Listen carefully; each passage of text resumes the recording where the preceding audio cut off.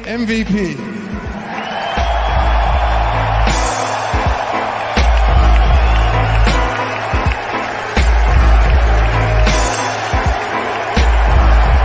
It's one in the air, left center field, back it goes. Harper, the swing of his life. We never get a penalty shot. As Harris down the field, I know Ren's do every day. It's always been that way for me. Always been a get better mentality every day, grow every day, be a better leader every day, be a better quarterback every day. And when that wrench do, I don't plan on missing no payments. So.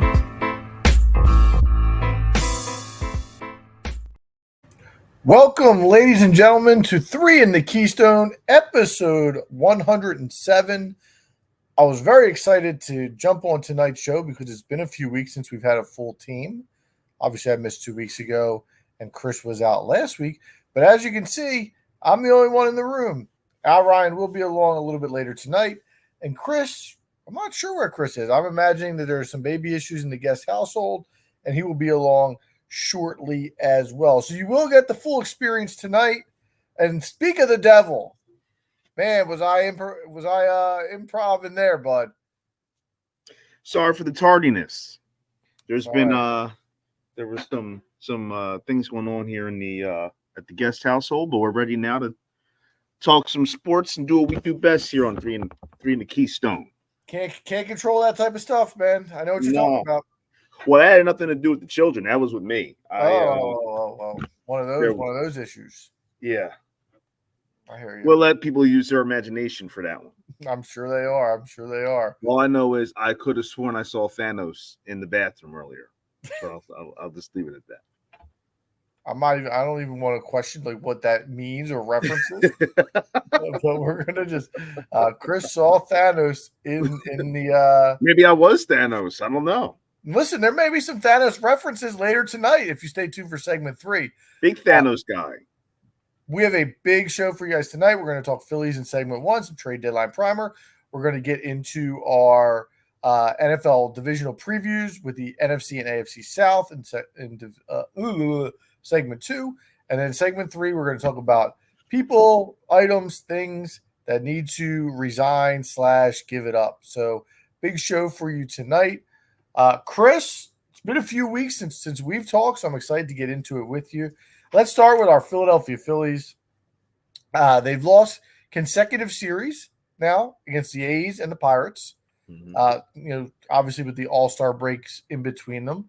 After starting the season 36-14, they are now just 26-22 in their last 48 games, so a little bit of a slower pace. The trade deadline's a little over a week away.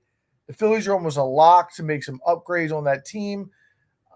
For a while, we talked the fact that it would probably just be an outfielder. But there's been some other needs that have kind of risen over the past few weeks. So what I thought would be a good experiment, rather than, state the obvious of what this team needs, let's talk some specific names and let's get into the dirt of some players that you want. So I asked you guys to put together 3 trades, like a bronze, silver, and gold package. And let's start with the bronze for each of us. And we can kind of go in whatever direction you want. But why don't you start with your bronze and tell me what you're thinking for this Phillies team at the trade deadline? Yeah, so I don't know if you did this as well or not, or if we were supposed to, but I did it just in case. But I not only put the player I want, but I put the actual trade for what we would give up as well.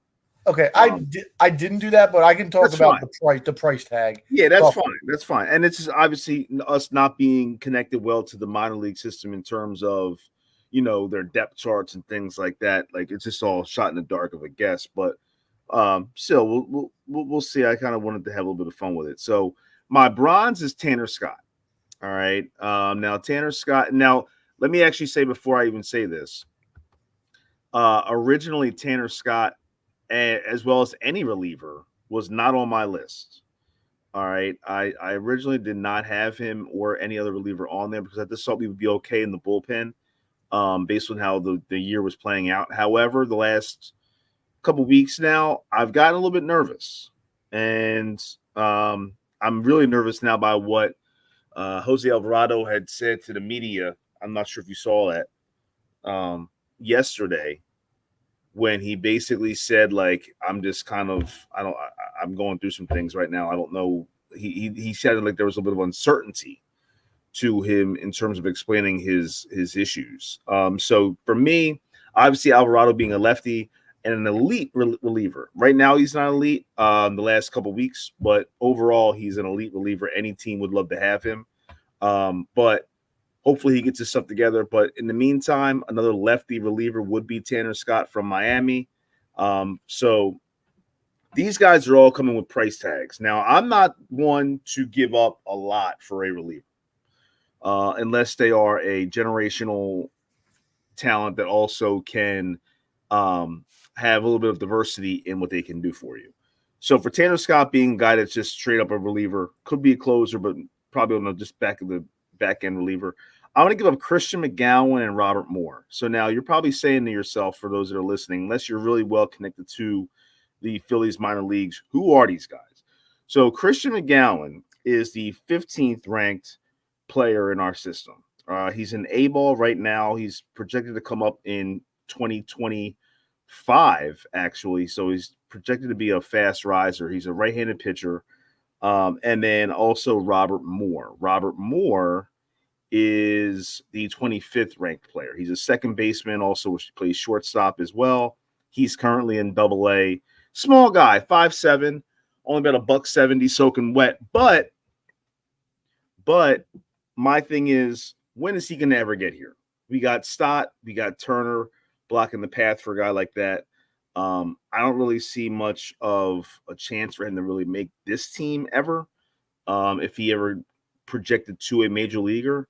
So I would put him in that deal. And that's,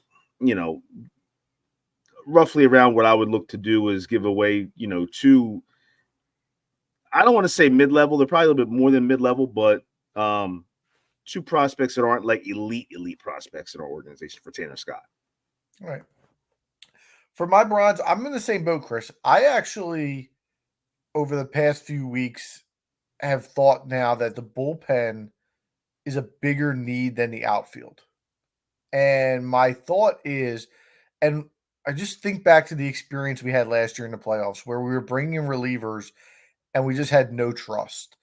And it's crazy how things have turned because as we've gone further into the season, if I asked you how many guys in this bullpen, if the playoffs started today, would you trust in a big moment in a playoff game? Right now in the bullpen, in a big moment, Strom, Hoffman,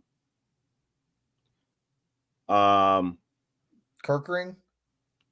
Dude, I honestly, I go hot and cold with Kirkring right now, man. Like, he looks great one day, and the next day I feel like he's better when he's not coming in with inherited runners. Right. But that could be part of the situation, though.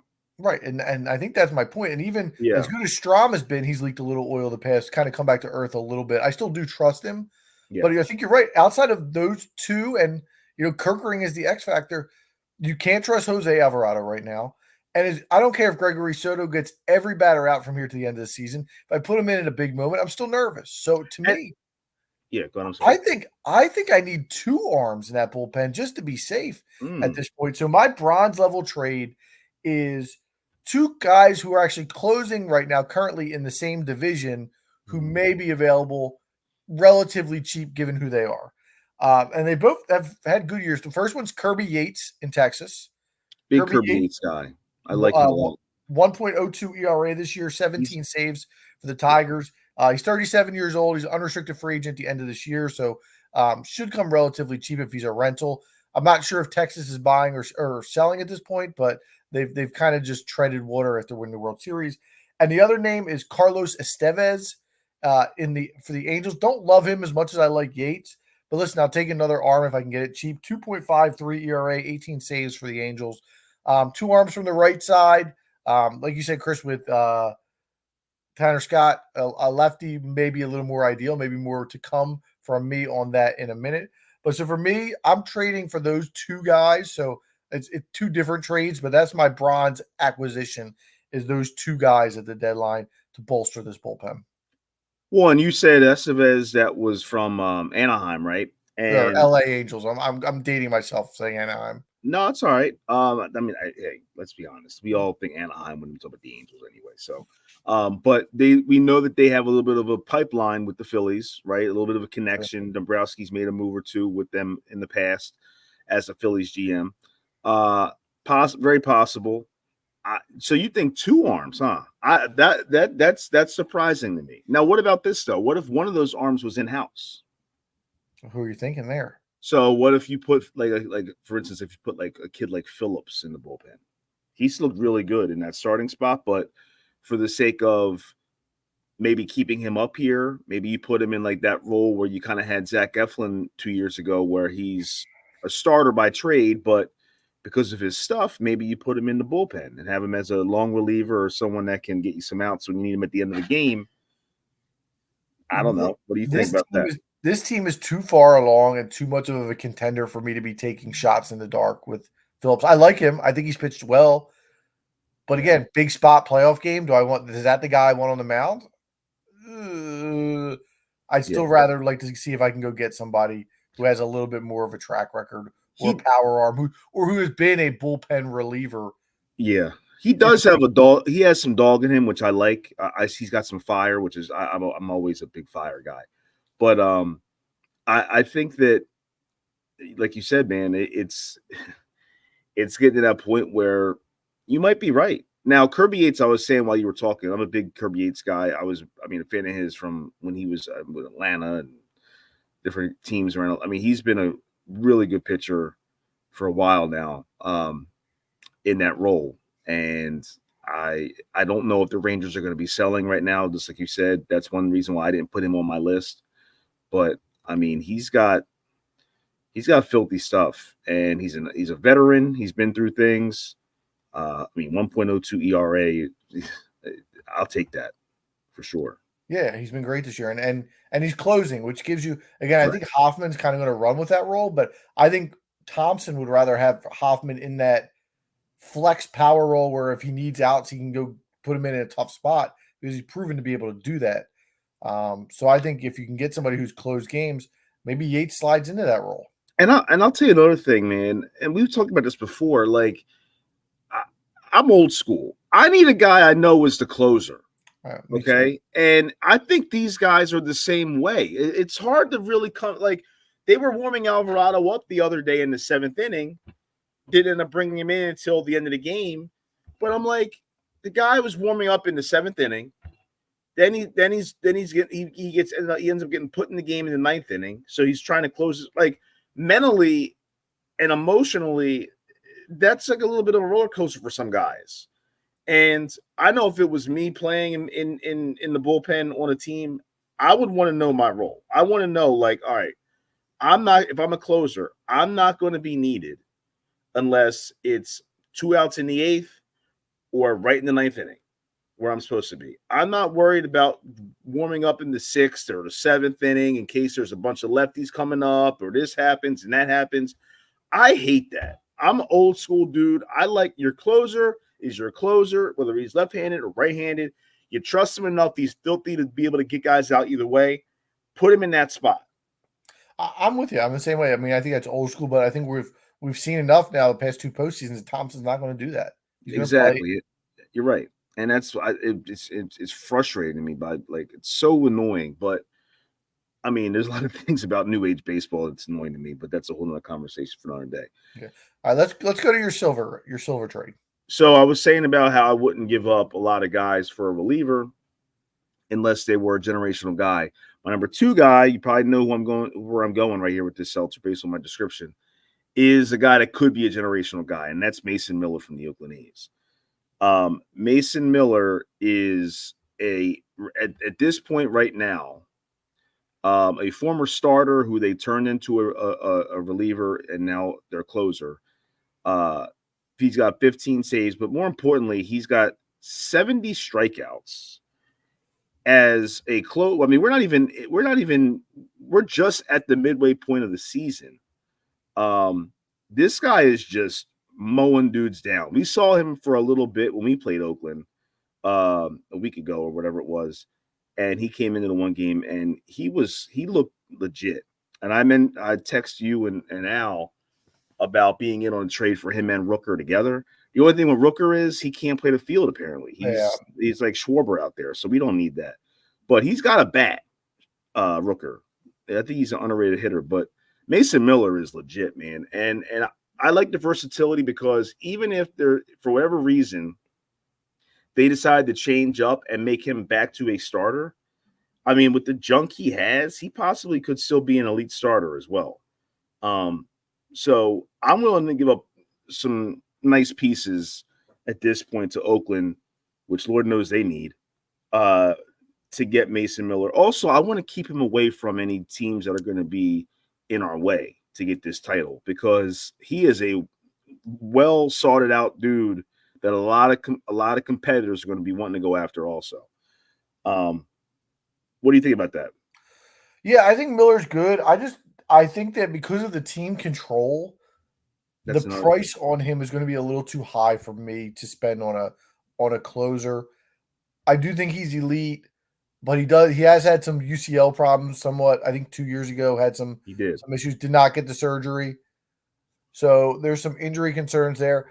I obviously would be in on Miller at the right price. I just think the price is going to be too high at this moment in time. So he's got 70 strikeouts in 39 and 2/3. I mean, he throws 103 miles an hour. His fastball is 103 mile an hour. Yep, I was gonna say 103 miles an hour on the gun when we watched him last week. 0.86 whip. We know we're big fans of the whip on this show. Yeah, and the so he's a whip guy, and even for his career, I mean, he's only 25.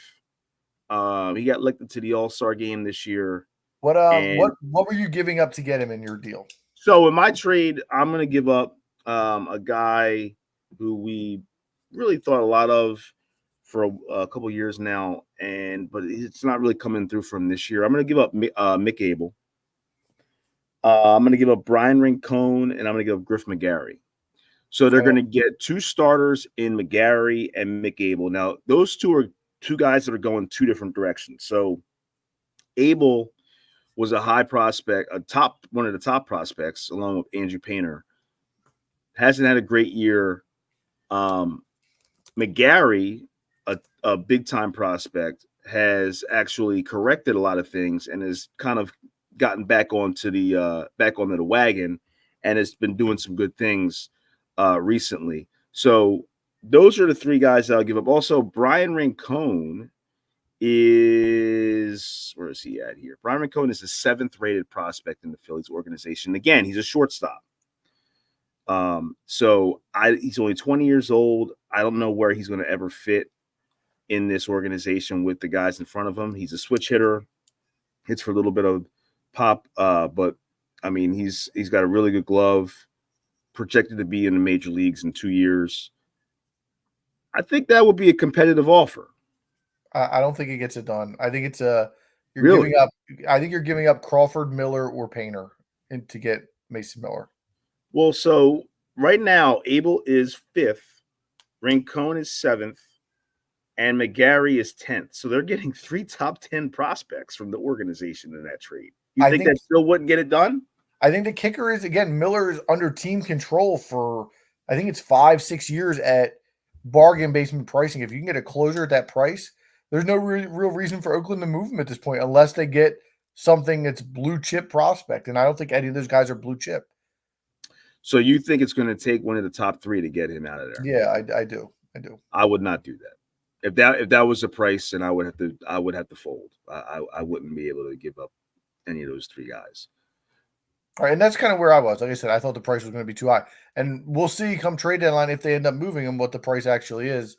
But I would do it for what your offer is. There's no question I would make that move. It's just a matter of, again, what the price actually is. I thought that was a lot for dude. 3 top 10 dudes for a closer. I get what you're saying. Guys are, Chris. You know, it's the control thing is a big deal. I totally understand and I agree with you with that. But man, I mean, I would really be interested to see what somebody gets if they make a move. I can't imagine him not being moved. I mean, his price right now is as high as it's going to ever be. You're probably right. So we'll have to just see. All right, let me go to my silver guy. And I mentioned bullpen arms, but this I'm gonna change it up a little bit. I'm gonna go to the outfield. We all know that the right-handed outfield spot is another need for this team. And I don't really love a lot of the guys that are out there, but there's one guy who name is surfacing below sea level at this point that I'd be very interested if he became available, and that's Mr. Randy Arozarena from Tampa Bay. Now, let me just say real quick before you go into this, a little spoiler. The Phillies already had acquired Randy Arozarena in my MLB 2K22 season. I got him 2 years ago when I was playing. I traded for him, but that's another story for another day as well. But maybe I'm a soothsayer. I'm seeing ahead. I thought you were going to tell me something I didn't know. Like we had him at some point in time. I was like, oh, he's a Cardinal. Arozarena, he's only hitting 212 this year with a 712 OPS, but he has a 908 OPS against left-handed pitching. He's bounced back. He hit 291 in June. He hit 293 in July. He just got off to a rough start. Tampa still has 2 years of control left, so he'd be here for a couple years. So you probably have to give up a little bit more. But the other thing that intrigues me most is he's a 336 postseason hitter with a 1.104 OPS in the playoffs. He has 11 home runs. And if I compare him with, they have a reliever named Jason Adam on Tampa Bay, who's also really good. If I can get those two as a pair, I think that's a really, really good winning deal for the Philadelphia Phillies. So we'll see. Again, trading with Tampa Bay is always a little bit scary because they're supposed to be ahead of the curve as far as, their analytics and their evaluation, and that's how they stay competitive with no payroll. But I think if the Phillies can get a guy like Arozarena, and the other thing is I think he really would fit on this team as far as the way he plays the game. Yeah. And, the team chemistry is really, really important for these guys. And I just think he would fit in with this group. Yeah, I like Arozarena. I liked him for a good amount of time now. But how about throwing my man Zach Eflin in that deal? How about we bring Zach back? You're gonna bring Zach back? Yeah. Zach he signed the biggest contract in Rays history, I think, last year. I mean, someone's got to get some money over there. Yeah. It wasn't that much money. But look, I mean, he's another guy. He's versatile. He's had experience in the postseason. He's had experience in the bullpen. He's had experience being a starter. Like he's got value. And I think honestly, when Zach Eflin is on, my main thing with him is always being healthy. That's the thing with him. If he's healthy, he's a really good pitcher. If he's healthy and he's doing his thing like we know he can, that's a bargain price for him, I think. I think I don't hate the idea as long as he would be okay being in the bullpen come playoff time. But he's the way he pitched last year, it'd be tough to put him in the pen. No, I know. That's a tough sell. I mean, he probably went there because he wanted to be a starter, I'd imagine. Right. I mean, he could. I mean, obviously start for us for the rest of the regular season in that 5 spot. That wouldn't be an issue. It would just be who's in the playoff rotation come that time. Right. And you wonder if he also would be like, you know what, those are my guys. Whatever you want me to do, if that's where you want me to go, I'm in on that, and we'll just figure it out from there. One of those kind of deals. Interesting. All right, hit me with your gold. So my gold is, there's rumors out there about that Dombrowski is trying to just stop the BS and find their future center fielder. And I think that Lewis Robert Jr. is the guy. And I'm willing to give up substantial amount for him. Talk about control. He's a young guy. He's only 26. He's got some, I believe he's got some years of control for him as well, for whoever requires him. So I'm going to start off with my trade. I'm going to put old boy Mick back in there again. I'm going to put Abel in there. Once again, like I say, he's the 5th rated prospect for us. I'm going to put him. I'm going to put Starlin Caba, who's the 4th rated prospect. And then I'm going to put in 2 outfielders, Carlos De La Cruz, and I'm going to put Johan Rojas in that trade. And I know that, I mean, a lot of these times you don't see major leaguers traded for each other these days. But I think that Rojas is an exceptional case in the sense of he's a major league player, but he still has some growing to do where a team can feel like they can mold him more into acquiring certain skill sets or traits that they want out of a guy like him. He's an elite outfielder. Which we already know, and we've already seen at the major league level. So that's a plus. So Caba, Abel, Rojas, De La Cruz. De La Cruz is actually I like De La Cruz a lot. Actually, he's their 12th rated prospect. He's an outfielder and a first baseman. 6'8", 210, big fella. And I would be real like Caba is the highest I would probably go in terms of prospects. I can't give up. I mean, the top three are Painter, Aiden Miller, and Justin Crawford, and then fourth is Caba. So I'll give him my fourth guy. I'm not touching Painter, Miller, or Crawford unless I'm getting Ken Griffey Jr. in his prime. I'm not touching any of those three guys. I'd be willing to get off of Crawford, and you could probably talk me into Painter. I don't want to, but you could probably talk me into Painter for the right guy. And Luis Robert is not worth that much to me. I'm thinking out on Robert. I love the talent. I love the fit. I don't know if he's I mentioned earlier a clubhouse fit. I think he's got a little bit of dog in him, and the dog DOG, not DAWG. I think he's a little lazy. I don't know if he's a winner. And this clubhouse could probably get over that with him, just with the amount of chemistry they have. But I worry about guys like that. Well, I do too. But the thing to do with a guy like that is put them in an environment like this where they don't have a choice. Like they can't continue to have that mindset. And naturally, by being around guys who have won and guys who have been, really close with chemistry and things like that, I think that it naturally, unless you're a psychopath, which I don't think this kid is, it naturally makes you kind of gravitate into that kind of personality and into that kind of group. Unless you're Ben Simmons. Or, yeah, I mean, that's what I'm saying, psychopaths. So you got guys like him or like back in the day, like Albert Bell and those kind of dudes, like they just didn't care who you were. They were just going to be who they were, and that was it. I don't think that's this guy. I don't think that's Robert.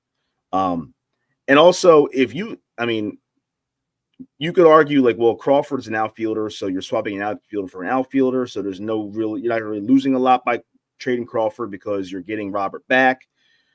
But my thing is, Castellanos is out of here in 2 years. We don't know what the future holds for Marsh because he's not hitting lefties still, and he's in a platoon and all this other stuff. So we don't know down the road what that's going to mean for him. I want Crawford with Robert in that outfield in the future. So, I mean, everywhere that kid's gone, he's been a winner, and he's continued to mash. He's continued to, I mean, he just got promoted to Double-A, and he's already, like, in a couple games, he's already been mashing the ball. So, the one thing about Crawford is he's a lefty like everybody else apparently that plays in the Phillies. But hell, I mean, by the time he's ready to come up, we might need a left-handed bat. It might be a different situation. So I want to put him with a guy like Robert. And that's a kind of 1-2 punch that I would love to have for the next 10 years in this organization.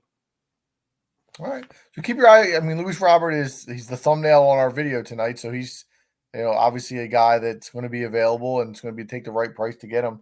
And somebody you're going to hear a lot about in the next week or so for the Phillies. And just for people that don't know or don't follow it as well with like the prospects and things, we talked a little bit about Painter before. Painter has had the Josh Beckett comparison. He's had different kind of like elite pitchers in their primes comparisons.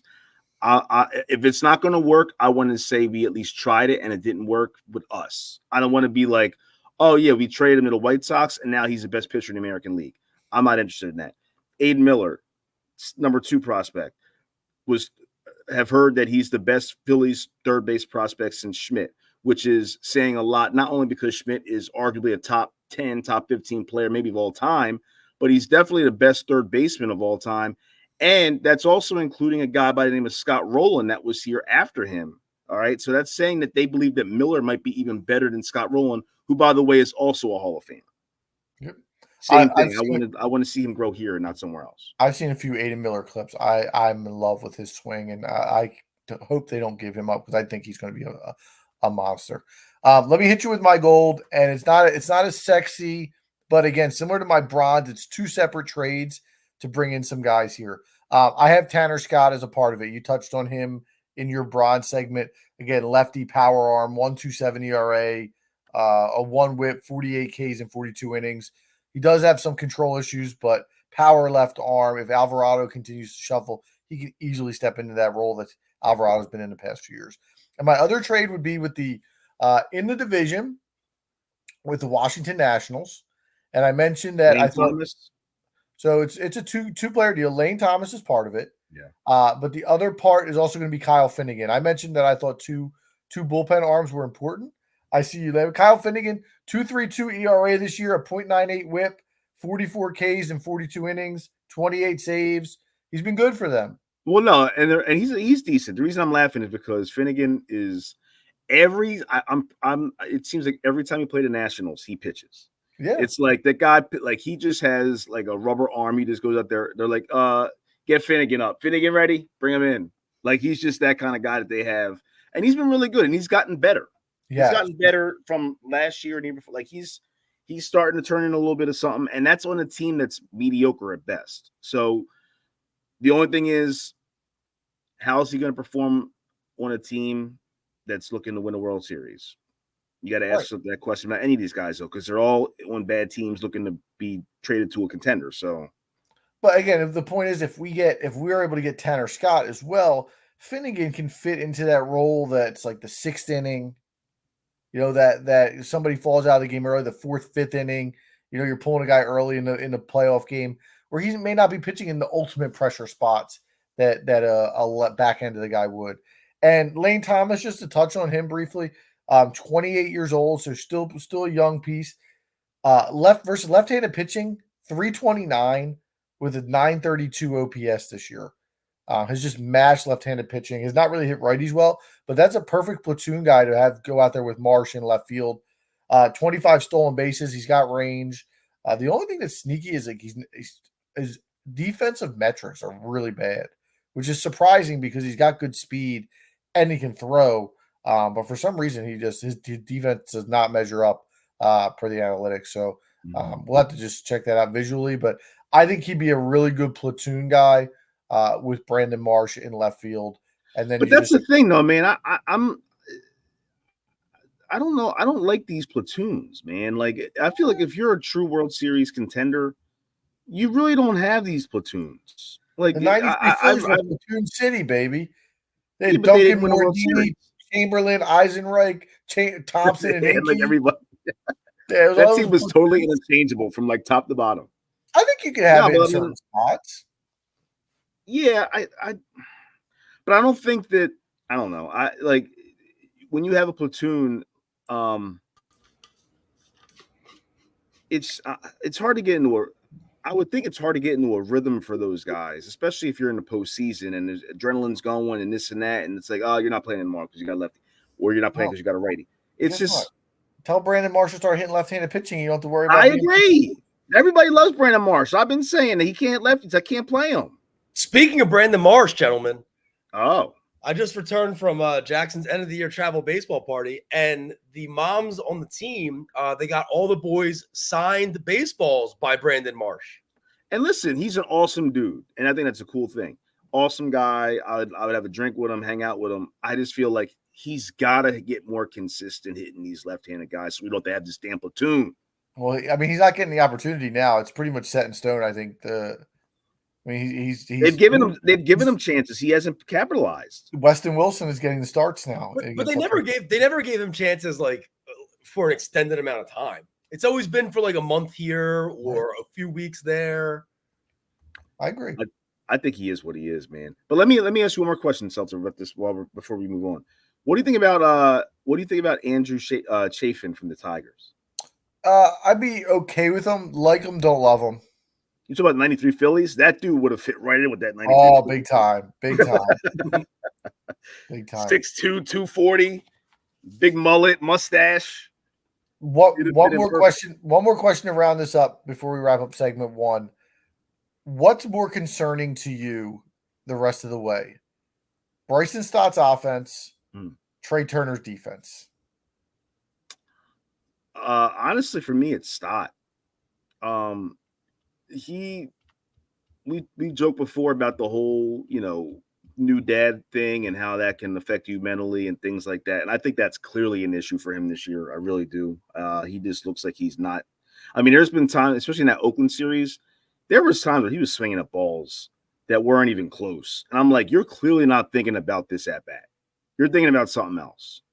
And I get it. I'm not judging him for it. I get it. But this is a guy that Seltzer, we both thought and think still that, and Al as well, like he can be an elite hitter in this league.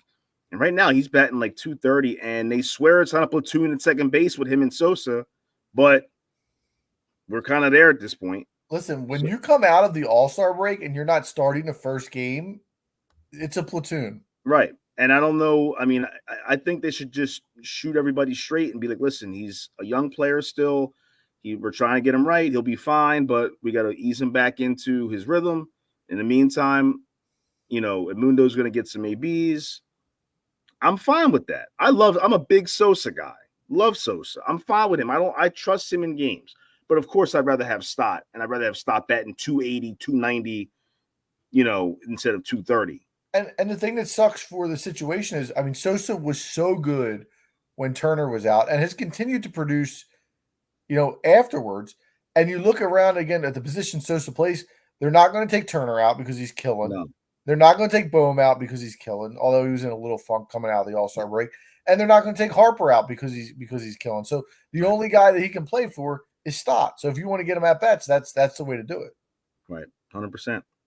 Yeah. All right. I am concerned about Trey Turner's defense, but I agree with you. It's Stott is the main concern. Yeah, I mean that's a big reason why we're losing these games. We don't have offense. Yeah. All right, let's jump into segment 2. And we were talking off air last week, and we realized we were a little bit behind schedule on some of these divisions. So we're going to jam 2 into tonight. And we picked the 2 that were probably have some of the least popular teams, so we can run through these guys. I don't want to say too quickly, but we're going to try and move it along the best that we can tonight. We're going to start in the AFC South, and as usual, we are going to go in the order of the Vegas win totals from bottom to top. So we'll start with the Tennessee Titans. Will be the first team that we look into tonight. The over/under is 6.5 for the wins this year. They were 6-11 last year. Mike Vrabel is out as head coach. In is Brian Callahan from the Cincinnati Bengals offensive coordinator. He'll look to spark an offense that was ranked 27th and 28th the past 2 years. They made some major upgrades on offense despite losing Derrick Henry, bringing in Tony Pollard, Calvin Ridley, Tyler Boyd to support Will Levis. But they'll also have new starters at left tackle, center, right guard, right tackle, and 6 on the defense. Let's start with Chris. What do you have with the Titans? So as far as the over/under is concerned, they're at what, 6.5? You said. Yep. They're a team I never thought I'd say this, but I'm actually intrigued by what they do this year because of what you just said with the acquisitions they've had, and to see what Will Levis does for a full season. All these teams, I'm going to be sweating till week 18 with the pick. I'm right under or right over. So for them, I'm right over. I got them at 7 right now. Okay. And I could be convinced to get higher, but I could also be convinced to go lower. I mean, there's a lot of things that can happen on both sides, good and bad for them. So I had them right now at 7 on the over. Al? Well, you said big additions, or you used some terminology there as far as bringing in Tony Pollard, Calvin Ridley, and Tyler Boyd. I don't think these are big additions. Like, you're losing Derrick Henry, who I get is at the tail end of his, the prime of his career. You're losing the coach and Mike Vrabel. I just don't know. I know Will Levis, I joke around, he's my boy because he was at Penn State for a little while riding the bench. I don't know that these moves really move my needle when you got a guy like Will Levis who has to be the guy that puts all this together. The O-line is only all right. They did sign L'Jarius Sneed, which I kind of like because he brings a veteran presence. He brings a winning attitude to the locker room. But I still think this team sucks. They have a bye in week 5, which sucks. It just seems like one of those like land of misfit toys teams where like there's just a bunch of guys playing football this year, and I don't know necessarily they're going to be winners. So I got them at the under, but I did, Chris, I'm with you. I have it tight. I have them at 6 wins.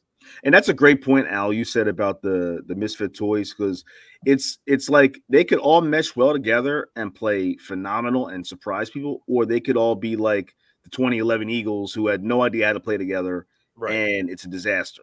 Right. So, and I mean, and also with Will Levis, we don't know if he's a legit quarterback or not. So if he's not, it's going to make all those acquisitions just voided out, canceled out, because it doesn't matter if they can't get the ball. So which I think Seltzer almost called him Lil Webbis at the beginning. I thought he was going to call his rap name at the beginning. Little Levis. I'm on board with everything you guys said. I think there's too many moving parts, not enough chemistry that was built from last year's team. I got them at 6-11 as well. New coach, who knows what you're going to get from there. There's just seems like a lot of new pieces to fill in for 1 year on a team that really is not ultra talented either. So give me the under on Tennessee at 6-11. I'm sorry, I have them 5-12. 5-12 is what I had them at. Okay. All right, let's go to Jacksonville. The over-under 8.5. They were 9-8 for the second consecutive season last year. No playoffs, which was a huge disappointment considering the expectations coming into the season.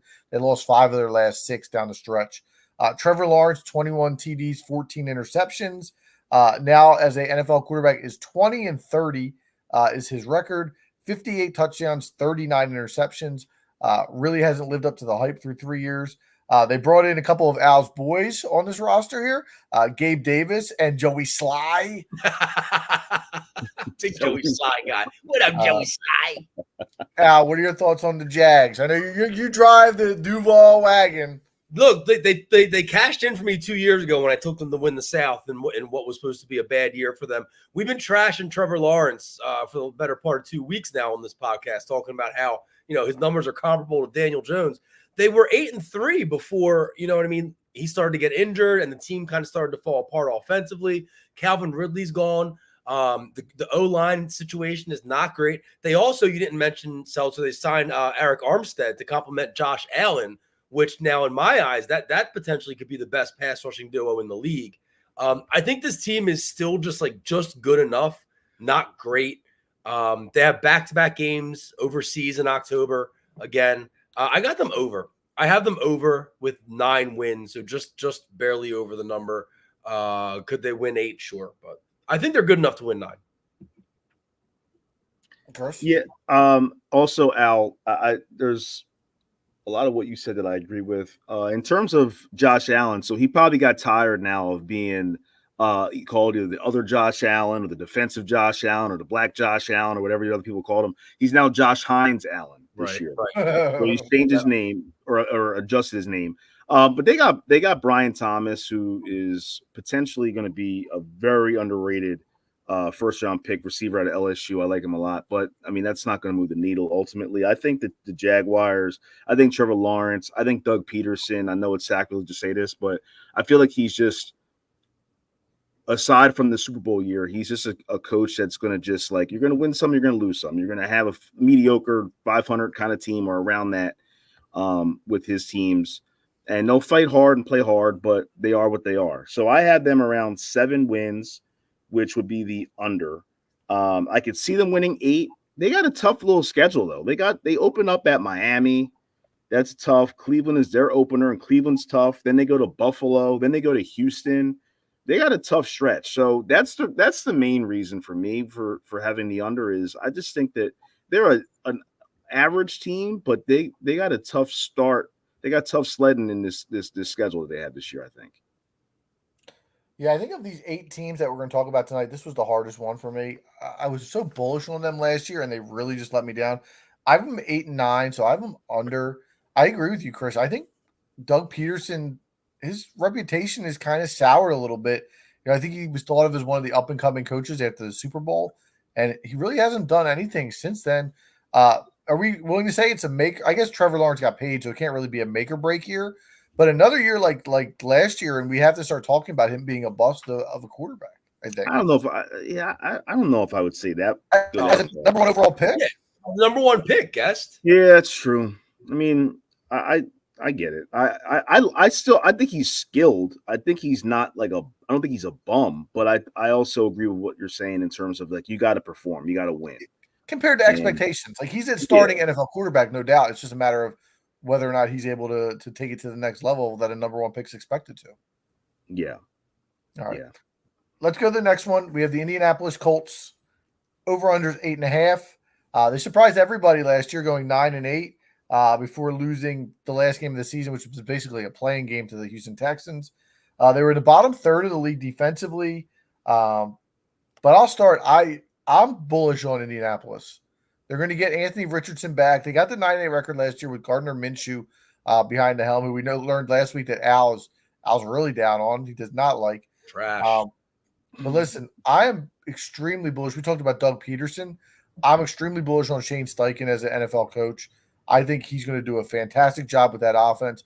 And the only question mark to me is if whether or not Anthony Richardson can stay healthy, because you have him, you have Michael Pittman on the outside, who we talked a little bit about last week. But you also have Jonathan Taylor in the backfield for a full season. If you remember, he held out for some of the year last year and really kind of didn't get his legs underneath him until late in the season. I got the Indianapolis Colts at 10-7 in the AFC South. I think they're going to be a really good football team. Al, you want to go? Sure. I think we're going to be 3 for 3 on this. I agree with you, Adam. If you remember last year, I thought Anthony Richardson was the best quarterback in that draft class last year.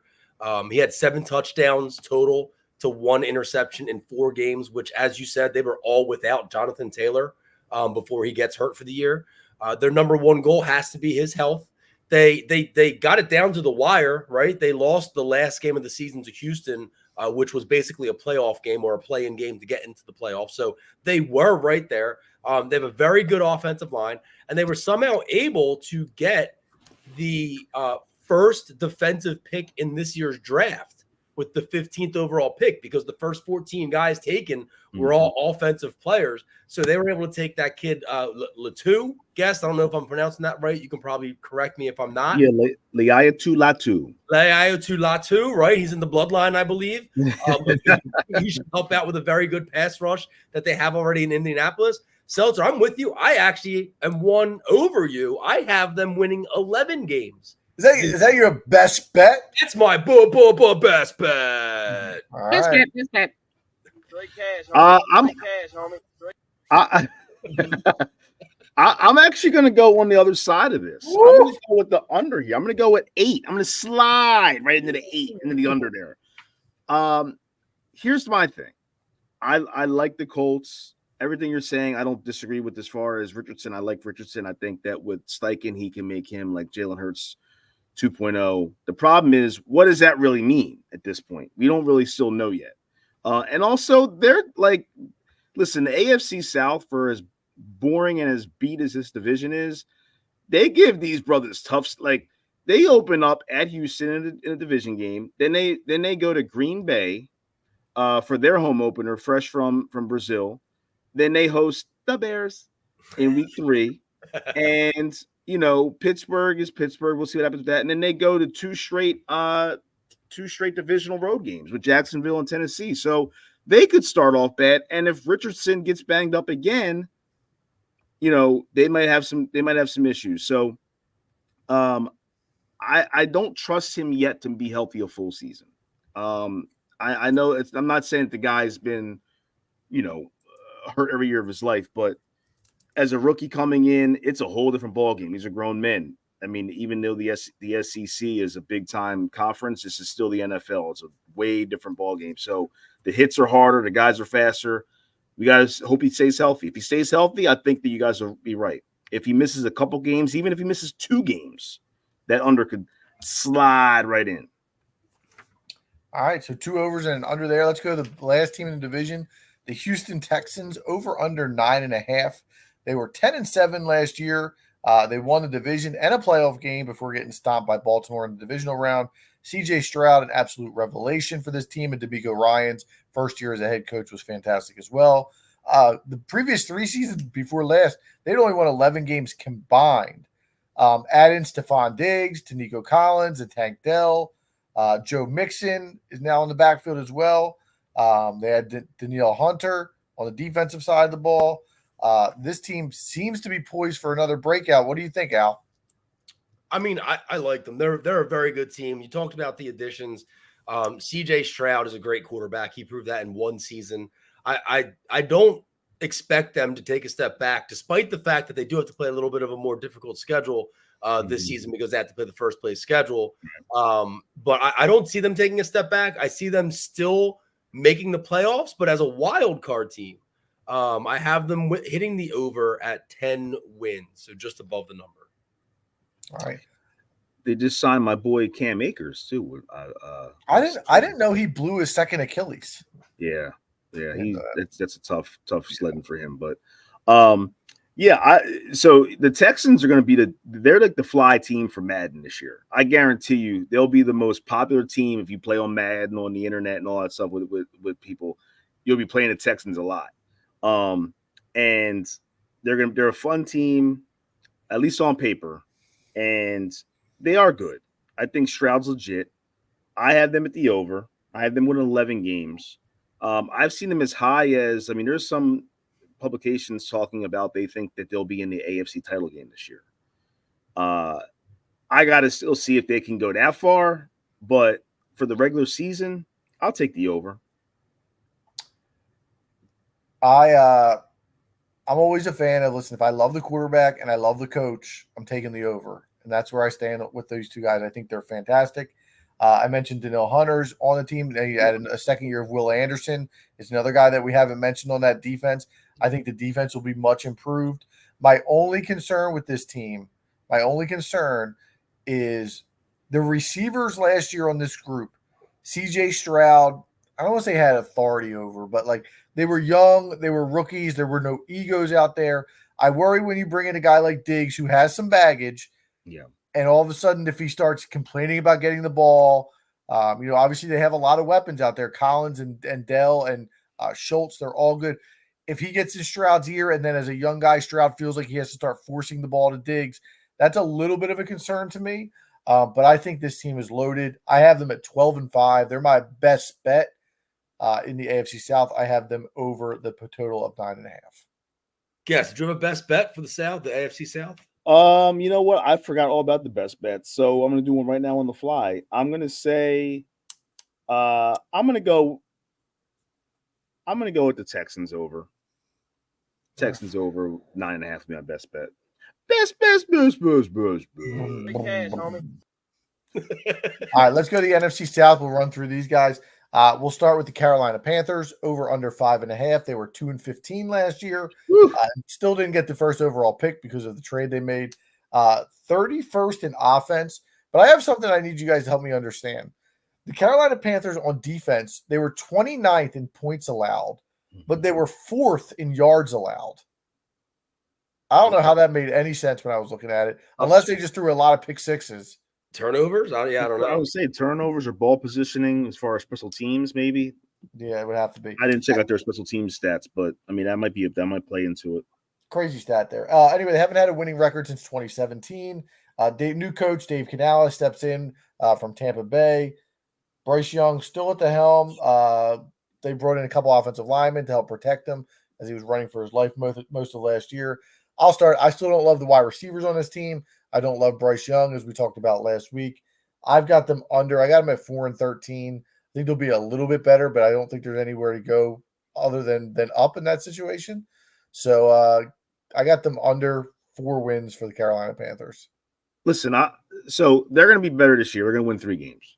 So they're going to win a game more than they did last year. So I'll still ride with the under. But I just want to say, you guys were a little disrespectful to Bryce Young last week. You're a Bryce Young guy. That guy was the number 1 pick and got to play with that awful team. Like, how much can he do? Like, how much can he do with that team? But he looked really bad. Like the eye test was really bad. Their line is terrible. He's so small. I agree. So small. So I'm not saying that he's going to be an elite quarterback, but I'm saying like you guys were already ready to put him out the league. Like the guy, let him cook a minute. Let's see what he got. He's in the trash right now. I think Brian put him in the trash. Take it up with Brian. Yeah. It was. I thought it was a little rough for the young ball, man. Let him get his house first. Like, did the guy even buy a house yet? Bryce Young and Jamal Murray. All right, Jamal Murray. All right, Al, what you got the over under? Yes, I guess I'm walking back a little bit then because I actually have the over here. I think that the Panthers made a couple of additions to the team. They pick up Deontay Johnson, whom I always liked in Pittsburgh. They draft Xavier Leggett. Yeah. They bring in Jadeveon Clowney, who I know at this point is just a name more than anything else. He's a mercenary. He'll play with whoever. But here's the thing. Last year, Bryce Young did get sacked 62 times last season. That was second in the league, only to Sam Howell, 65. Yeah, it was awful.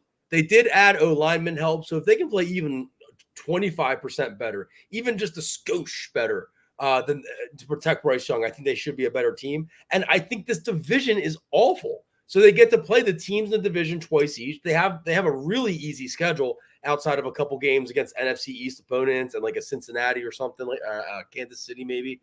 But I have them over. I actually have them winning 7 games this season. 7 games. Dude, I don't see where you see that at. Sneaking up on a couple teams, guest. All right. Man, we'll see. But they another guy that they got Jonathan Brooks in the draft from Texas, the running back. I think he's gonna be a really good player too. They were, like I said, they were just top to bottom, just a joke. I'm rooting for the kid. I hope he does. I mean, I think he also has that cloud over his head of people saying exactly what you guys said last week. How bad did Carolina screw that draft up? Well, and it's also the cloud over his head of he's the number 1 pick because the idiot owner overrode all of the football people that he hired to make that decision and forced his hand and made them make that pick and fired everyone who disagreed with him because they got that moron. What's Tepper? What's his name? I forget. I know what you're talking about though, but that idiot. It sounds like the Colangelo era with the Sixers. True. All right, let's jump into the next team. Tampa Bay Buccaneers over under 7.5, 9-8 last year, including 5-1 to finish the season before they beat the Eagles in the playoffs. Now been in the playoffs each of the last 4 years. Obviously, a couple there with Brady, but Baker bounced back. They lose their offensive coordinator. They have some new pieces on the offensive line. But Chris, where are you at with Tampa Bay? They're just I really don't care about the Bucs, man. I'll be like they're one of those teams this year where I don't have any inkling to watch. Like I don't know why Mike Evans chose to stay again and re-up, and they just don't have anything, in my opinion. I mean, Baker's played well for them, but that can only go take you so far. I have them around 8 wins, so I have them with the over. I'll go with the over. They're under was it 7.5? You said 7.5. So yeah, I'll slither into the over spot with them, but I mean, I wouldn't put money on that bet.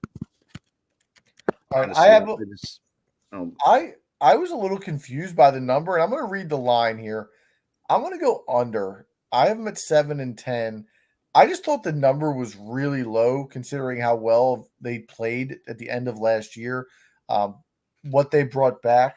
So they're still this is more me reading the number and not having a real good feel on what's going on there. So I'm going to take the under. I have them at 7.5, or I'm sorry, 7 and 10 for the season.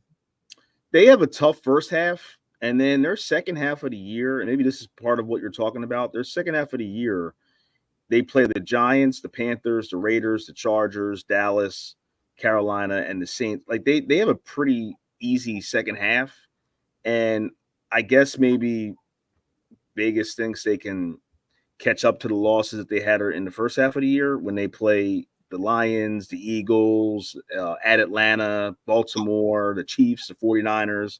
I thought the number would be higher, honestly. You think that they would more? Oh, you're saying after being in the playoffs last year? Yeah, I just thought the over-under would be – I thought it would be 8.5 probably is what I would have thought it would be. I think it's a little low, and that's what scares me.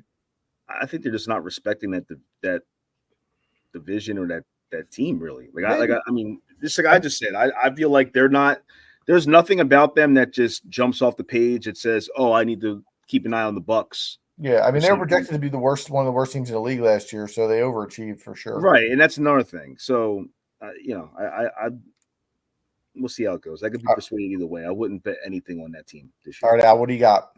I have the under 7 wins. It was a career year for Baker, but I think he's going to regress to the mean. Their defense is pretty bad. They have a bad pass rush. They have a bad pass defense. But anytime you have Vita V, you got a shot, which is probably why they made the playoffs the last 4 years. It's not because it has nothing to do with Tom Brady.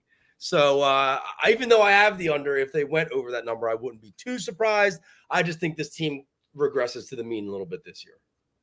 All right. I mean, their defense last year was pretty good. I mean, they only allowed 19 points a game. They were 7th in the league, but they lost guys. I mean, Shaq Barrett's gone now. They lost different guys.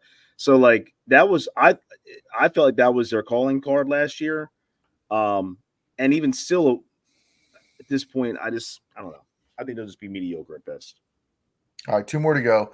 New Orleans Saints over under also 7.5. They were 9-8 last year. Dennis Allen is back for another year behind the helm for the New Orleans Saints. They missed the playoffs for the 3rd straight season. Didn't really do much in free agency. They added Willie Gay. Al, where are you at on the New Orleans Saints? I think the Saints are pretty bad. I think they stink, even though they were also 1 game away from making the playoffs last year. They have a terrible O-line. Their offense sucks. Chris Olave is their only real target. Excuse me, their only real threat, I should say, on offense. Alvin Kamara just can't stay on the field. I know they added Chase Young to help pressure the quarterback, but I don't think it's going to be enough. They drafted Kool-Aid McKinstry, who I'll probably have some money on to win Defensive Rookie of the Year. But other than that, I have this team winning 6 games, so I have them going under the 7.5 total. Go ahead, Chris. Also, speaking of their draft, Seltzer, you might be familiar with this guy being a Pitt fan, but one of the best names in the draft, they took Bub Means. I don't know Bub. The Bull Bub, the 5th round pick. New Orleans for me, very similar to Tampa Bay. I don't really care much about them. Not that this is about, who we want to be a fan of or not, but they just don't show me anything that jumps off. I'll take them. I'll again slide right under at 7. I just don't see. I mean, Derek Carr is what he is. I think that Kamara is on the tail end at this point. And like you said, Al, Olave is a nice piece, but can't do it all alone as a receiver. So I'll give him 7 wins. Funny how Al spent 2/3 of the pod last week defending Derek Carr, only just to go under on the New Orleans Saints. I actually going over. All right. I'm actually going what, 8? over. I just think the number's light. I have him at 9-8. 9-8. Okay. Listen, I don't like Derek Carr. You guys know that. I don't like Dennis Allen. But I do think going to New Orleans is always tough. Derek Carr is good enough to be a 500 quarterback. I don't think they're a 7-10 team, to be honest with you. I mean, they have won a considerable amount of games over the last 6 years. They've only been under that 7.5 once, and that was when Andy Dalton was the quarterback. So I'm going to go over. I'll go 9-8 for the New Orleans Saints. They still have a pretty decent defense. Yeah, they do. I mean, the defense last year was 8th in the league points against. So they're, they could definitely make inroads on that regard. But you guys were kind of disrespectful to Derek Carr a little bit last week too. Oh, you're a Carr. I didn't even hear anything about him being on the Saints. Everything was with the Raiders. Yeah, that's Seltzer. That's Seltzer, dude. Seltzer holds the fact that he was a Raider against him. The guy didn't even play for the Raiders last year. Well, Al's the one talking about the Raiders, not me. I'm just saying. I heard a lot of Raiders with Derek Carr last week. You always said that he doesn't get to the playoffs and he doesn't win games. I say it's because he played for the Raiders for so long. Good quarterbacks take them to elevate teams. Maybe he did. We can't get into this again. We can't. Maybe he did. He sucks. Because also, guess Jalen Hurts isn't great despite taking the Eagles to the Super Bowl. Right. And almost winning MVP if he didn't. Jared Goff went to a Super Bowl. Is he great? That's another guy. Jared Goff. Guys, we got to understand Goff is underrated at this point. He's underrated. Sure. Is he great? Is he great? No, he's not a great. Okay, that's all the point. I'm just saying, like, there's still people out there that talk about Goff like he's trash. This guy's been to, 2 Super Bowls, and he finds a way to be on winning teams. You talk about for quarterbacks elevating their team. He's done that. We had him in the same tier as Hurts. I don't think he's bad. I got no issue with Jared Goff. I just don't think he's great. Should have showed up to the pod, guest. You want your voice heard? I call the hotline. All right, let's finish it off. Atlanta Falcons. I think we're all going to be on the same page here. Yes. Over under is 9.5. Yes, the WCW hotline was it 1-900-909-9900.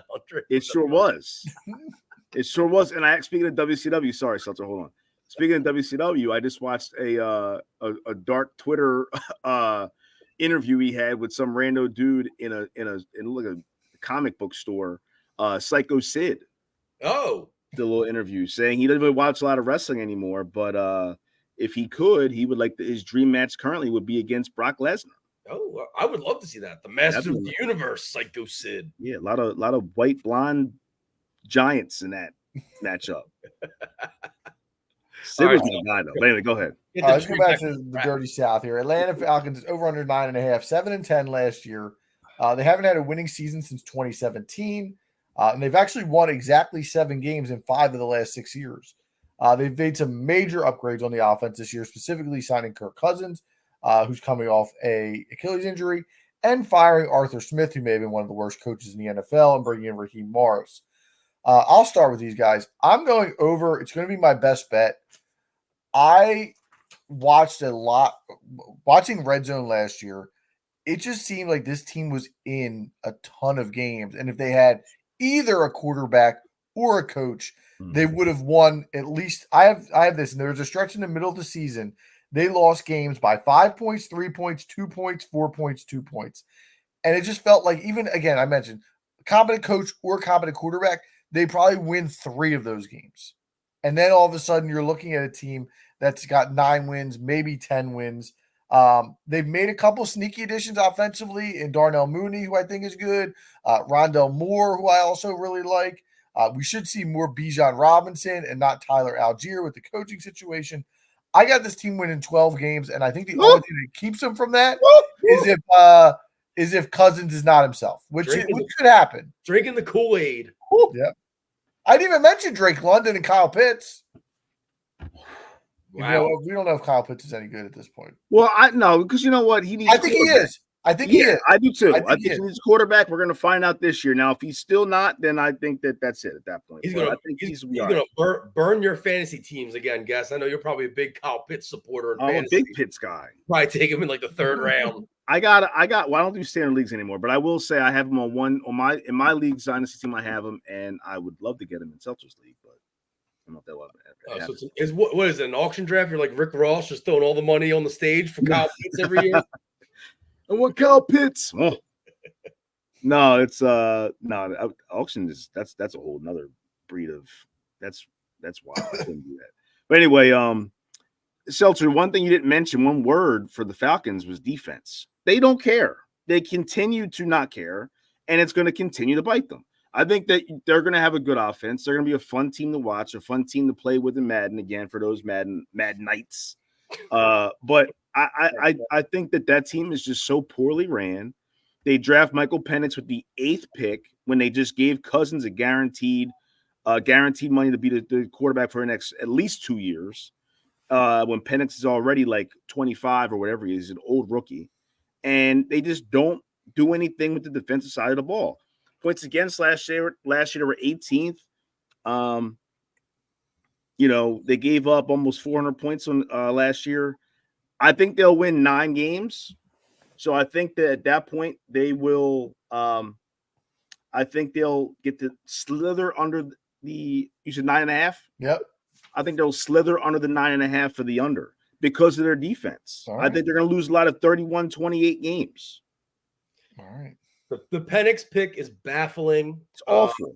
Adam, I'm with you, though, as far as the coach and the quarterback last year. Arthur Smith, what a dope you have to be handed Bijan Robinson and you don't use him. He was only 19th in the league in total rushing attempts last season. He barely averaged 14 attempts per game, despite averaging almost 5 yards per carry. I actually think he had 8 total touchdowns last year. I think he might double that number this year. But with that said, I'm on Chris's side. I think the defense is still too bad for this team to compete. And I think that Vegas and a lot of people, this is the sexy pick for a lot of people. Their over-under is 9.5, and that's really high. I have them under as well, Chris, and I have them at that 9-win mark along with you, man. But winning the once again shittiest division in football, the NFC South. Yeah, I agree. I think they'll win a division. I think that every year Vegas, they pick a team to be like to throw everybody a bone. And I also think that they pick a team that's going to end up getting them their money back, meaning Vegas getting their money back. And I think that's at 9.5 total for their wins for the Falcons. I think that's a trap. Yeah. I think a lot of teams are going to end up taking that over, or a lot of people are going to take that over, and they're going to regret that. I just don't. defensively, I just don't see how when they play teams like, us and the Chiefs and Dallas and, these teams, like, I don't know. I just feel like they're going to struggle on that side of the ball. We didn't even talk about how they opened the season with Pittsburgh, Philly, Kansas City. They could be 0-3 after week 3. Yep. And a division game, actually 3 division games straight back to back after that. No, any division game is a tough game for anybody. They could be 0-6, guest. 0-6, who knows? At the ticket. So what are you guys' best bets in the South? Because I got the Falcons over as my best bet.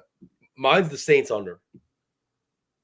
I'm going to go with Carolina. Carolina has no shot to win 6 games. All right. I don't know Atlanta. Al, I don't know how. I don't know how. You said what, 7 for Carolina? I got them. I get them winning 7 games. Ooh, God bless you, bro. Put bread on that. Wait. Great cash, homie. Little smooth jazz is the intro The there. quiet storm. Let's go. We'll have some talks after the pod's over, guest. We'll put some. You guys still owe me money from last year. I'm not making any bets with you. What? You guys owe me money. The Dolphins being better than the Jets and Stephon Diggs outperforming Devontae Adams. Those were guest bets. The Jets one, the Jets one is null and void. Good guess, bet. All right, that'll wrap up segment 2. We'll have the rest of the division previews along Good the luck way. to anybody in the South because nobody's watching. So Training camp opens tomorrow. yeah. Training camp opens tomorrow. But speaking of tomorrow and the future, there was some big news outside of the sports world this past weekend. If you weren't paying attention, as President Biden has decided to no longer run for re-election this November. And rather than getting into a political debate on the podcast, we said, who are some other people, places, things, nouns, proper nouns, common nouns, whatever you want to do, that should resign or step down? And we thought it would be funny to list off some of those things. So, Chris, you said in the text thread that your wife, Sarah, went on a rampage about listing things that should resign. So I don't know if you want to throw the ball to you or you want to get into that, or I think that'd be a good way to start. So I would love, and I fully intended to have her come down here and just give a couple minutes of my time to give to her to just go off on what she was saying. However, she didn't get to jot anything down because the kids were all over the place this afternoon, and now she's sleeping. But it was an elite rant. It was an elite rant, and it was a righteous whine across the board. She was absolutely correct with all the things she said, and it went across the scope of life, not just sports, not just like just everything. It was insane. It was awesome. I got to get her we got to converse and maybe bring her on at some point and have her officially tell you guys what it was. But it was fun. Now how are we doing this? One by one or just going down the list? Just you go give one, and then I'll give one, and I'll give one, and we'll go through. So obviously, being a sports show, the first lane I'm going to go in is sports related. So I'm going to say the MLB commissioner, Rob Manfred, who I don't understand for the life of me how these guys that play baseball right now, the superstars in this league that are still unknowns, because they just do an awful job of marketing the game. It's a terrible job. We've talked about it before even with the London game. They had the Phillies and Mets, which is a good matchup. It's 2 big markets and everything like that in London. But then they have Dodgers Yankees that same weekend, and that same night they put them as the main game on Fox instead of the London game, which is the game that you're trying to expand the game for internationally. Doesn't make any sense. That's one aspect of it. Plus the fact that like the umpires, like every other sport, but baseball is no different. Umpires get worse year after year with the strike zones. I'm all for the bots. More on that in a moment. Not to be confused with cyber bots, because hey, I might be all for that too. But nonetheless, Manfred's got to go. And by the way, any job that we talk about where someone's willing to step down, as much as I love my job, I'm willing to step up. So listen, I thought about Manfred, but I couldn't put him on there because of the pitch clock. That did work. And the In DH. fact, you know what? Maybe it didn't, because I would have made it 10 seconds. Catch it and throw it, player. Just like the Savannah Bananas that Al loves. Catch it and throw it. Catch and chuck. All right. I'll go next. I have one that should have been the number one overall pick, even though this is not a draft, because it is something that we as sports fans live with 82 plus times per season. It's Kate Scott and Ala Abdenabi, guys. That's a great one. That's it. That's the number one pick. As a Sixers fan, you cannot stand listening to those guys day after day. And I don't know, Allah has to be a shtick right now, right? Like the homerism that comes out of that guy's mouth cannot be real. There's no way. Yeah, he's a caricature of himself anymore. Yeah. So I love I gotta ask the Sixers commentators, they have to resign. And if we could bring in McGinnis, what's his first name? George? The radio guy? Tom. George McGinnis was on the Sixers. Correct. My bad. If we could bring in Tom McGinnis, that would be even better. Yeah. I love when Allah I love when we're playing and we're on the road and somebody does something big and he's like, they act like they never seen a dunk before. Then when we do it, he's like, what an incredible play. Da, da, da. Also, my one beef with Allah is, how does he not have a Twitter handle that says praise be to Allah? How's that not his Twitter handle? Got to be taken, right? I don't know, but he could do ALAA because that's his name, how you spell it. So he could do it like that. It always bothers me. Get it before he gets it, guest, and then DM him and be like, "Yo, I'll sell you this for $50." No, I don't need that. I don't need that juju. I don't know if that's good. They're so bad. Probably one of the worst announcers in the entire league. Yeah. All right, Al. All right, I'll go with my first one. Jay Monahan is an easy one for me. I knew one of you were going to say that. Yeah, PGA Tour, president of the tour. He's just completely in over his head with trying to handle how to combat the live golf situation, and how to make sure his players are being his golfers are being taken care of, being paid the appropriate amount to play on the tour, how to balance just TV coverage. The TV coverage for golf sucks. We talked about this before. He was handed the golden goose with Tiger Woods and with Rory McIlroy, with what they had built the sport to be. And he had to do the bare minimum, and he did nothing. And so now we're at a place where golf is just professional golf is a complete disaster. And I'm sitting here saying that he is one of the biggest reasons why it's a complete disaster. So I'd like him to step aside and potentially have just throw Tiger in that role. I don't even care at this point. Man, steal my thunder. Total failure as a commissioner. But shout out Xander Schauffele and the Open Championship, which were both phenomenal this weekend. Yeah, Seltzer, did you see that tweet about like which golfer now is in the best position to win the career major? I saw that. And it's Schauffele. After one season, you'd have to pick him. I still think it's Rahm, but Xander's in the top three. Yeah, because of his past before, he always plays well at the two that he hasn't won, at the U.S. and at the Masters. True. And you can say the same. I mean, Rahm needs an Open and a PGA. Right. So I think the Open's the wild card, though. That's the one that's probably the hardest to get. Yeah, I mean, so unpredictable. All right, let's go back to you, Chris. Nick Sirianni. Whoa! Whoa! Hey, you gotta sound the sirens. Whoa. Nick Sirianni.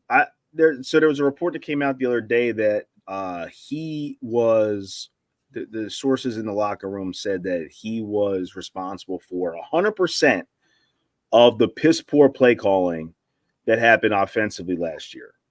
I know he's clearly still has issues with Jalen Hurts and vice versa.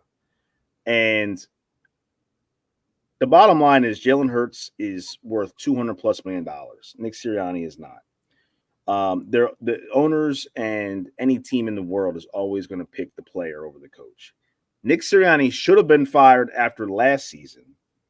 And I get why they didn't, because of the fact that you don't want to have that on your organization where you fire a coach a year removed from being in the Super Bowl, and you want to be able to keep getting good coaches to go to your organization and things like that. And that's not going to help it.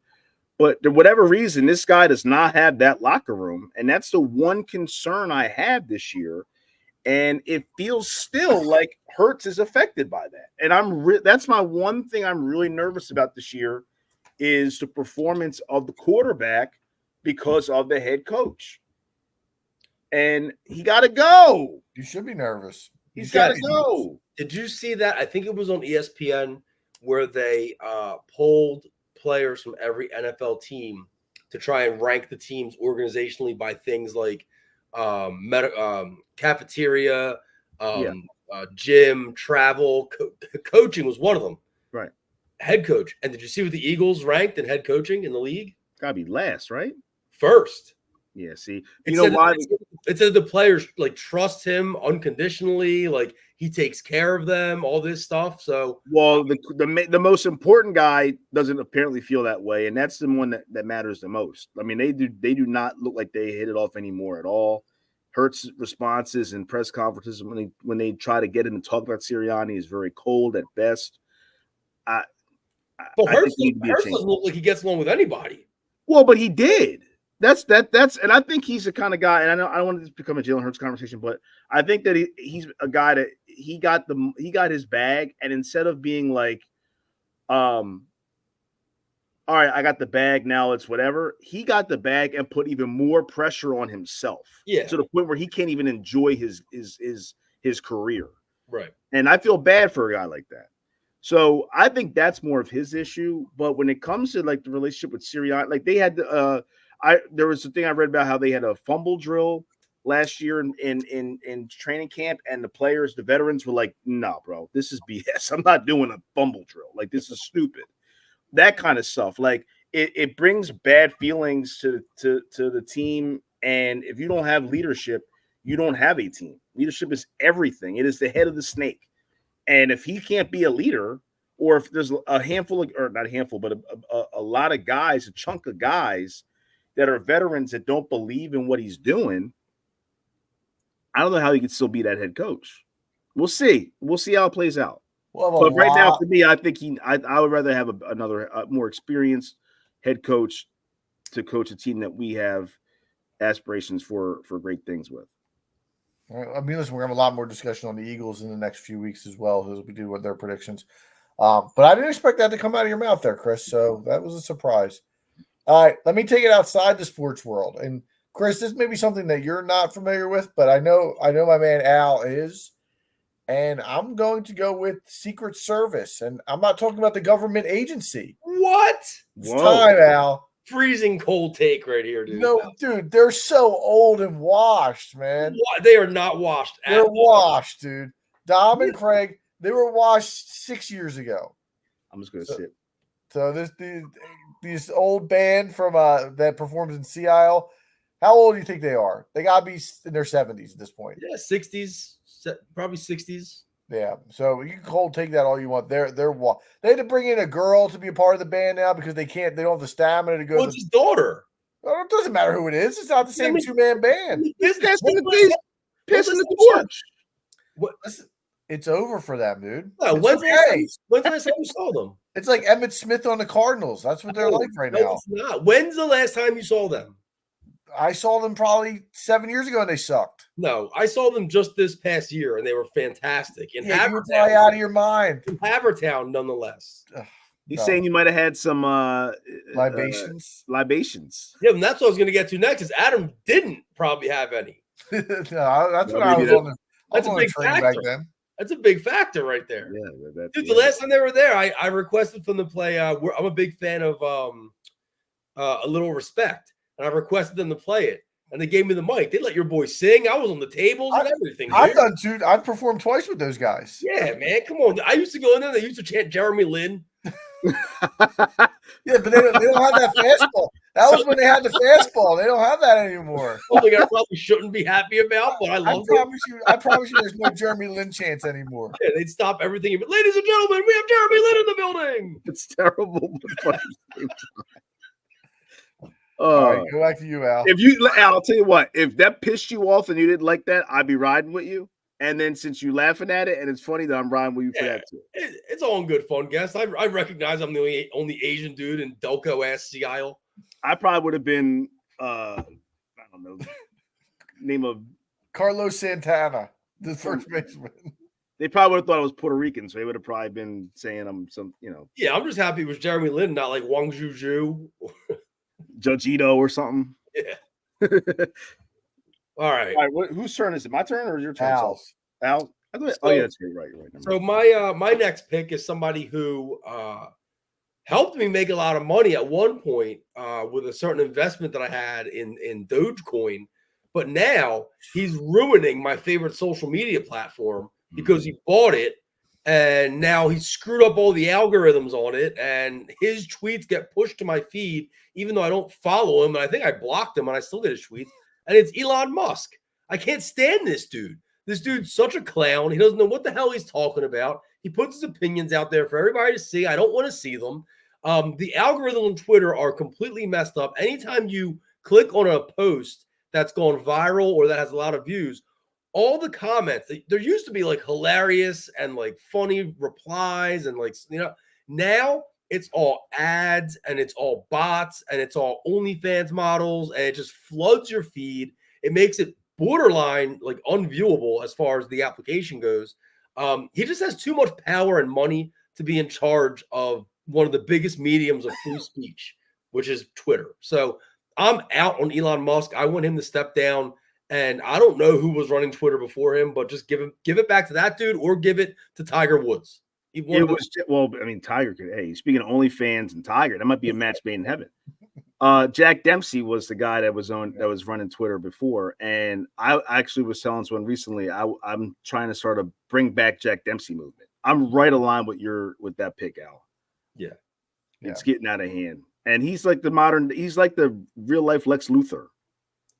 He's not even that. Like, he's just such a nerd that like now he has all the money and power, so he can do and say whatever he wants, so he does it. Well, the SpaceX stuff and like all of us, like as soon as Trump got, the assassination attempt, he tweeted like, "I'm endorsing Trump," and and it's just like, bro, it's a lot. It's kind of corny at this point. Yeah. All right, let's move them along a little bit quicker here. So, guess round 3. I'm gonna go another shock here for you guys. Probably gonna think that I wouldn't put this, but I'm gonna say it, and I hate to say it. It literally breaks my heart. But Tiger Woods, I had him on a list. Man. You've been hitting at this for a while, guest. Yeah, it's time, man. It's not even fun to watch him anymore. Like, you just wait for something awful to happen when he's playing.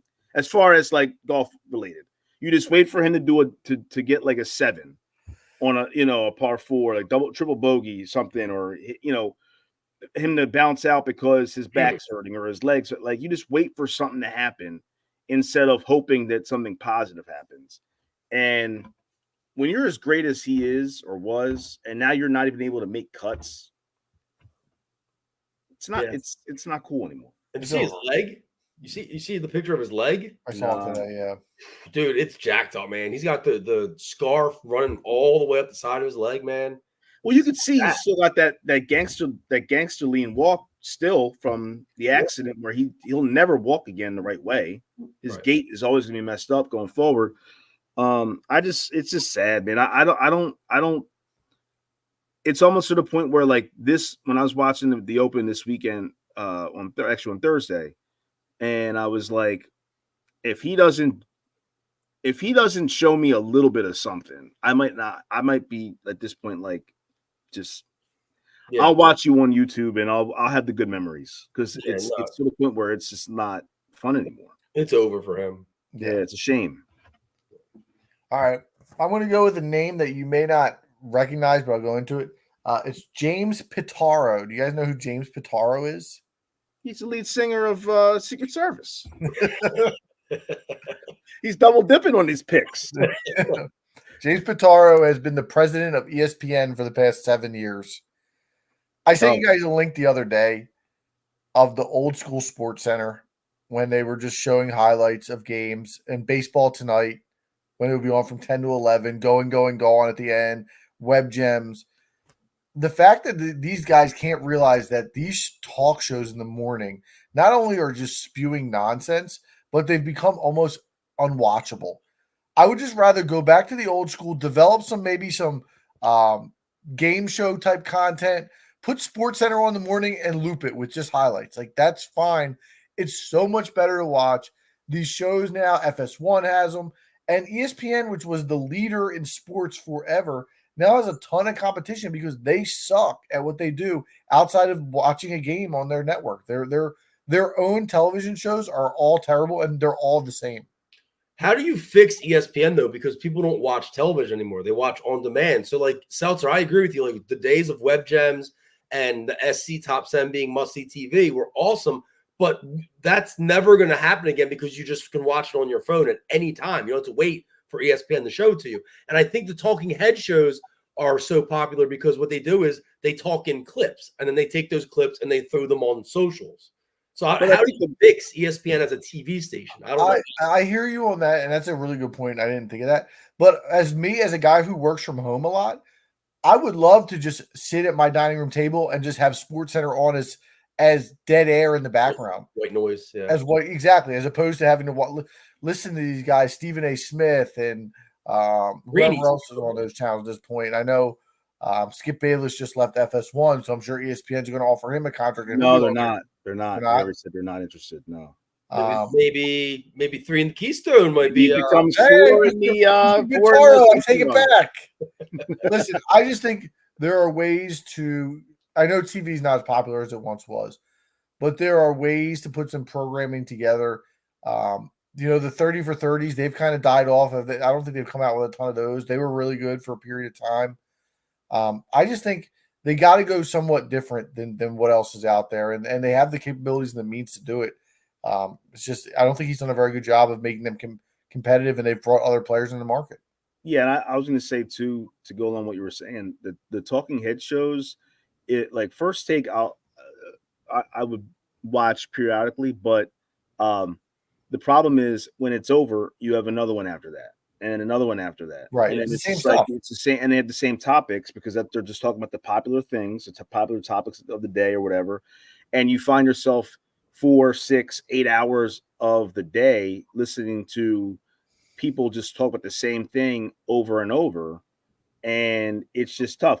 ESPN's been bad for a while, but I wonder how much of that is because of Disney also owning them at this point in time. Also, if you want to do the old school highlight mornings, you can always go on like all the sports networks they still have like MLB has Quick Pitch, NFL Network has their morning shows where they show the highlights of the week.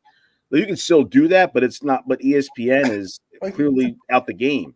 We used to have Stuart Scott just it was awesome. Highlights. That was the best. And now these guys, these young kids, they try so hard to be like that. They try so hard to be witty and funny and like, have these kind of like catchphrases and when they do the highlights, and it's just like almost it's borderline annoying. What sucks is ESPN more than any other network has the most unprecedented access to sporting events and athletes, but they'll never be able to put out anything compelling along the lines of like documentaries, which they're really good at doing because they're in bed with everyone. Right. So remember when they had playmakers and they pissed off the NFL because they made the NFL look like shit? Like that, like they should be able to put out documentaries and stuff, but like they really can't. They can't do it. So I don't know. You know what I like? I like when they run the Ocho and you get to watch. See, that's what I'm gonna say. That's another thing that's a negative, I think. Because what are we looking at? The slippery stairs when the people are trying to go up the oiled stairs. We talked the other day about they have the pillow fighting championships I've seen the other day. They had the air guitar championships I saw the other day. That was so bad. That was a train wreck. You can't turn it off. I'll be honest. I watched half hour of it because I just couldn't turn it off. It was the epitome of like just. I can't imagine what foreigners think of our country when they see stuff like that. I just can't even imagine. Do you remember back in the day, probably like the late 90s, early 2000s on ESPN2 during the week in the summer, they would have the roller hockey league where they had the ramps in the back. Yeah, that was nice. Yeah. But like this stuff they have now is just like these niche. It's not even like it's just stupid. Like I can't believe people would actually not only participate, but even worse, go to see these things. Even why can't they remember Stump the Schwab was such a good show? Why couldn't they put together a sports Jeopardy show? Look at what these trivia shows do, like Ref Guess and Baseball Ref or for John Boy Media and all that stuff does on YouTube. Like they get hits on that type of stuff. They're definitely missing out by not doing that. I agree with that. They should put out a couple more game shows, maybe even another reality type show. What was the show called where they were trying to find the host? Was it Beg, Borrow, and Deal? Next host of ESPN? Oh, no. Oh, yeah. That was I remember that. I don't remember what it was called, but I know what you're talking about. It was decent. It was it's different. Yeah. All right, let's keep it moving. I don't know. All right, so I only have a couple more. I'll just rifle through them here to end it. Charlie Baker, the president of the NCAA, just because the NCAA's, I hate the NCAA. James Franklin, my man at Penn State, because he sucks as a coach. He's so outmatched. He's supposed to be a great recruiter. He's not even a great recruiter anymore. They have Penn State right now has the 15th ranked class in the nation. Come to Temple, James. 57th ranked transfer class. They missed out on all 8 of the top 8 Pennsylvania. 3 of them were St. Joe's prep kids. 1 went to Duke guest. So I've been out James Franklin for a while. He can't coach in game at all whatsoever. And then finally, my last 2 are the guy who runs the swimming pool in Springfield here, the swim club that my family belongs to. This dude comes out. Dude, he's a classic hate the face guy. He comes out with his hands on his hips, and he's just like staring kids down, and he just can't wait to blow that whistle, dude. I'll tell you what. Any guy that stands with his hands on his hips is a step down guy. He just can't wait to exercise his power, man. He's so like bloodthirsty for teenage kids, man, just to kick them out of that pool. It's so annoying to watch. And then my final one I want to step aside is myself running my March Madness pool. Because I've come in it now first and third in back-to-back years. I got to step aside. I got to move. Oh, is this news? Is it over? Is this news? Breaking news. No, I would listen. If somebody's listening and they want the baton, I will pass the baton. It's yours, but I think after 2 successful years, I got to step aside. It's our first story break in 3 in the Keystone. Yeah, we're gonna. What was that guy's name? Jeff Tamburini. What was his name? All right, Chris, run through the rest of yours, and then I'll run through the rest of mine. All right, so I mentioned earlier my hatred for referees, pro referees. So all pro refs, especially Tony Brothers, Scott Foster, Lauren Holtkamp, CB Buckner, Laz Diaz, to name a few.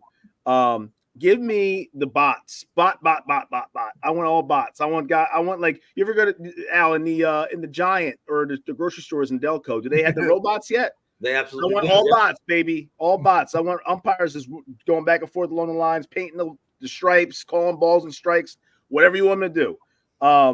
Also, I have I went outside the sports scope. Old politicians that have been a politician in these positions for like 25, 30 plus years. Get the hell out. Like we get it. We know what you're going to do. Nothing new can ever happen when the same old people are in power. Get them out.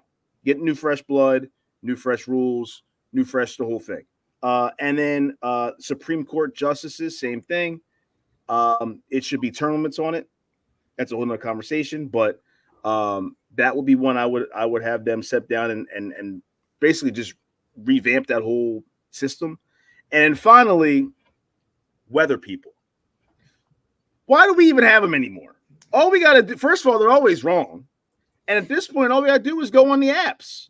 Go on AccuWeather, go on weather.com, go on whatever slate you want to go on. You want to see the weather, you wake up. What's the weather going to be today? All right, here it is. All right, I know now I'm on with the rest of my day. I don't need to watch the weather.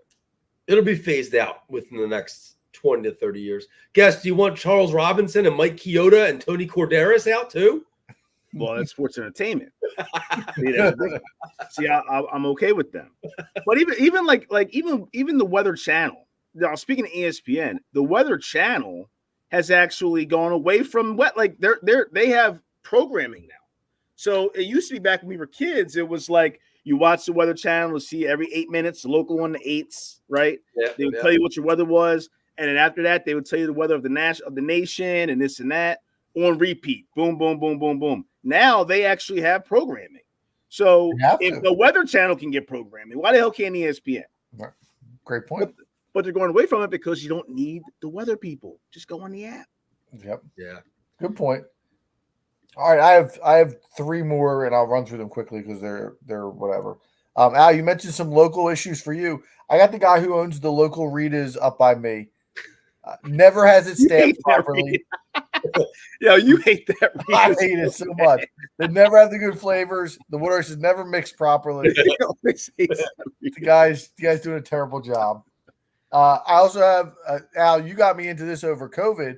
The Marvel Cinematic Universe. It's time to pull the plug. Yeah, 100%. They, after Endgame, they tried to build it back up with this new phase, and it's failed miserably. The programming is just not what it was.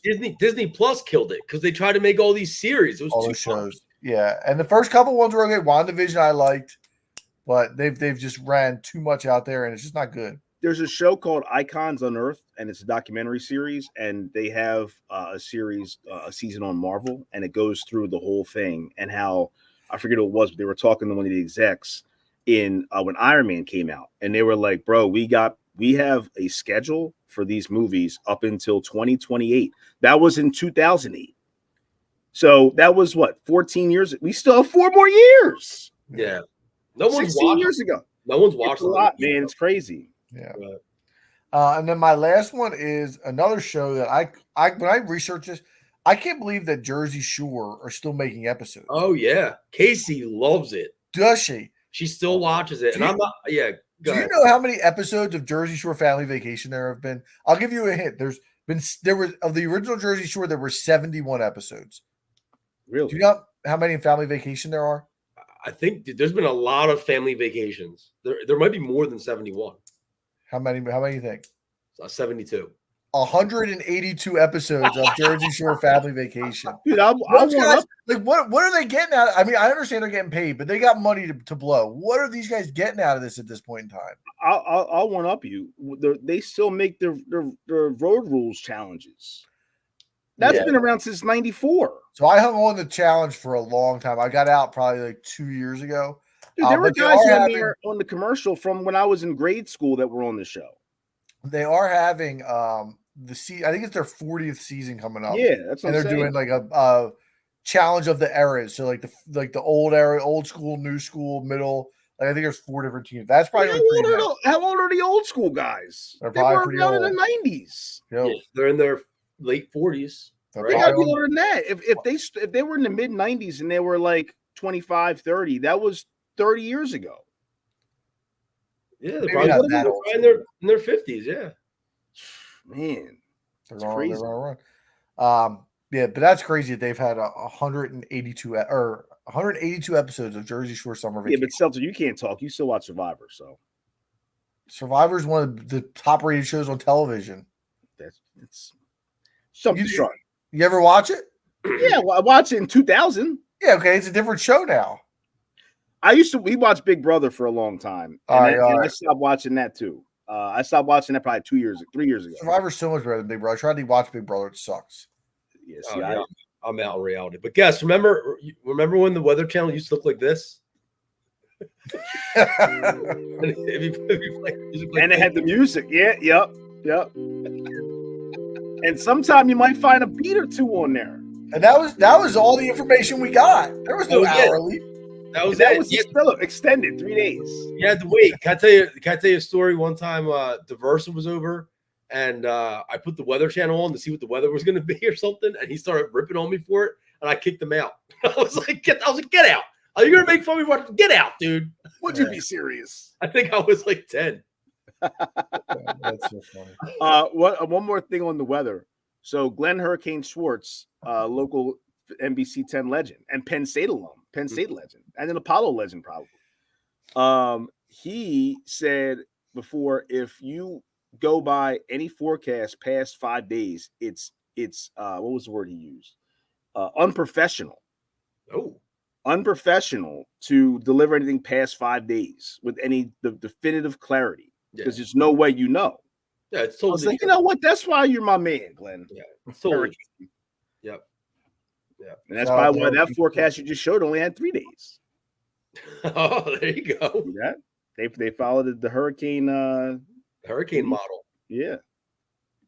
All right, well, that'll wrap it up for this week. We'll be back next week as training camp will open up, and the Phillies may not have made some moves at that point, so we'll talk to you guys then. But until then, we're going to drop that beat.